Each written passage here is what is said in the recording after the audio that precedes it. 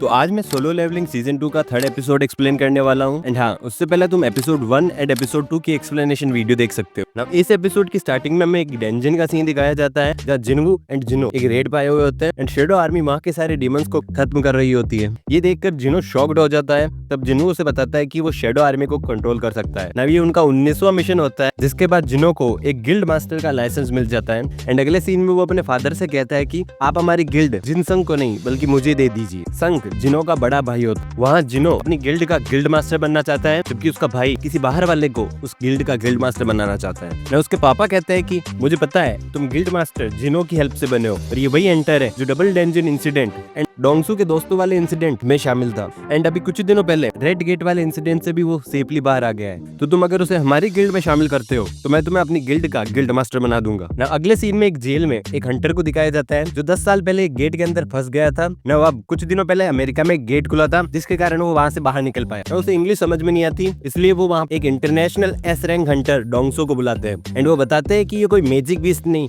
बल्कि इंसान है जिसका नाम संग 2 है। ना अगले दिन जिन्वू अपनी बहन जिना से झूठ बोलकर डीमन कैसल में चला जाता है कि अब उसका लेवल काफी ज्यादा बढ़ चुका है एंड शायद वो अब उस डीमन कैसल के बॉस को हरा सके। ना जैसे ही वो डीमन कैसल का गेट खोलता है, उसे 10,000 डीमंस की सोल को एक्सट्रैक्ट करने का मिशन मिलता है। ना जिन्वू उस कैसल के लेवल 1 पे सारे डीमंस को मार देता है, बट उनकी सोल को एक्सट्रैक्ट नहीं कर पाता। तब उसे एक गेट पास मिलता है सेकंड फ्लोर पे जाने के लिए। एंड वो आइस बियर के लीडर की शेडो को बुलाता है, उस पर बैठकर वो सेकंड फ्लोर पे चला जाता है। ना जाते वक्त वो बचे हुए सारे डीमंस को उड़ाता हुआ चलता है, इसलिए जिन्वू उसका नाम टैंक रखता है। ना इसी तरह जिन्वू हर एक फ्लोर पे सारे डीमंस को मारते हुए आगे बढ़ता रहता है। ये फिगर आउट करता है कि शायद इस कैसल में टोटल 100 फ्लोर होंगे। ना काफी दिनों से जिन्वू यहाँ पर डीमंस को मारकर उनकी सोल को एक्सट्रैक्ट कर रहा होता है, इसलिए वो 49th फ्लोर तक पहुंचते पहुंचते 10,000 सोल्स को एक्सट्रैक्ट करने का मिशन कंप्लीट कर लेता है। ना 49th लेवल पे उसकी फाइट एक डीमन किंग से होती है। वही दूसरी तरफ डोंगसू संग 2 के पास पहुंच जाता है। वहाँ संग डोंगसू से ये सवाल पूछता है कि तुम लोग गेट्स एंड डीमंस के बारे में कितना ही जानते हो। तब डोंगसू से कहता है कि तुम तुम्हारी बकवास बंद करो। तभी संग कहती है ये गेट्स एंड डीमन सिर्फ एक वार्निंग है,